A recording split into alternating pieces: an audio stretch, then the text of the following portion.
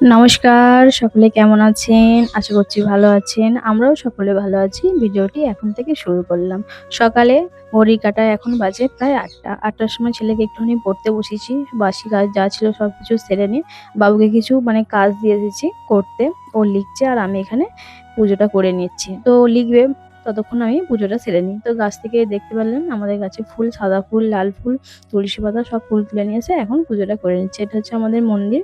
বাড়ির মন্দির, তো বাড়ির মন্দিরে আগে পুজোটা করে নিই, তারপরে ঘরের ঠাকুরটাকে জল দেবো। আমি এখন বই পড়াচ্ছি আর মা বাবুর কাছে বসাচ্ছে, যাতে না উঠে পড়ে। কারণ একা তো পড়তে বসবে না, একজন না কাছে থাকলে কোনো মতেই বসবে না। তো মাকে দায়িত্ব দিয়ে দিয়েছি যে তুমি বসে দেখো, আমি পুজোটা করে নিই। তো পুজোটা সেরে নিয়েছি, সেরে নেওয়ার পর গ্যাসে একটুখানি আলু ভাতে ডাল সিদ্ধ আর ভাত একটুখানি গ্যাসে বসিয়ে দিয়েছি।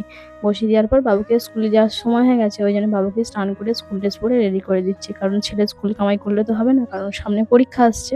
ওই জন্য বাবুকে রেডি করে দিয়েছি। রেডি করে দিয়ে এখন বাবুর টিফিনটা আর ব্যাগটাও ভরে দিচ্ছি। বাবুর টিফিনে আজকে একটু পাঁপড় ভাজা করে দিয়েছি। আমি বললাম যে টিফিনে একটু পাঁপড় ভাজা করে দিচ্ছি, তো পাঁপড় ভাজাটা খেয়ে নেবে। আর এখানে এখন ভাত খাইয়ে দিচ্ছি, ডাল ভাতে, আলু ভাতে আর ঘি দিয়ে ভাত খাইয়ে দিচ্ছি।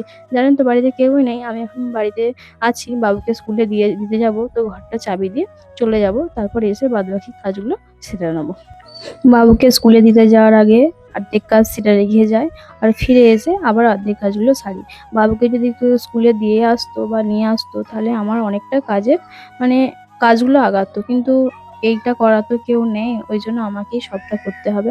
তো বাবুকে স্কুলে দিয়েছে, অনেক বাসন ছিল, রান্না ছিল, রান্না করলাম। রান্না করে রান্নার যে বাসন ঘরে বাইরে টোটি করে কাজ করে আমি একদম তো ক্লান্ত হয়ে পড়ছি। এক একদিন এমন মনে হয় যে না আজকে আর রান্নাই করবো না, কিন্তু কিছু করার নেই, রান্না তো করতেই হবে। খেতে গেলে কাজ করতে হবে। তো খেতে গেলে কি খাবো, তার জন্য রান্নাও তো বসাতে হবে।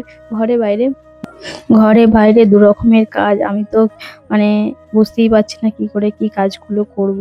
তো বাবুকে দিয়ে আসার পর এই দেখুন কত বাসন ছিল, বাসনগুলো ধুলাম। আর মা বাবা তো মাঠ থেকে এখন বাড়ি চলে এসেছে। বাড়িতে এসে ওরা চান খাওয়া করবে, তারপরে আবার মাঠে চলে যাবে। এখন আমাদের জানেন তো কাঁচা সবজি বসানো হচ্ছে, শীতের সবজি। তো এখন থেকেই তো বসাতে হবে, ওই জন্য ওরা মাঠেতেই আছে।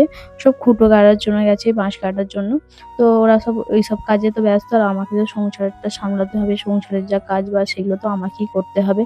তো আমি তো যেভাবে কাজগুলো প্রত্যেকদিন একটা একটার পর একটা কাজগুলো করি, সেই রকমই তোমাদের কাছে তুলে ধরি ভিডিও করে। তো চলুন, আমি প্রথমে আজকে রোদ বেরিয়েছিল বলে সব কাপড় জামাগুলো কালকে কেচেছিলাম, কালকে শুকনো হয়নি, ওই জন্য ছাদে এগুলো আগে মেঝেতে দিয়ে দিচ্ছি, কারণ দড়িতে দিলে তো পড়ে যাবে। ওই জন্য মেঝেতে দিলাম। তো কাপড় জামাগুলো তুলে নিয়ে আসার পর সন্ধ্যেবেলা চান করে সন্দীপকে স্কুল থেকে নিয়ে চলে এসেছে।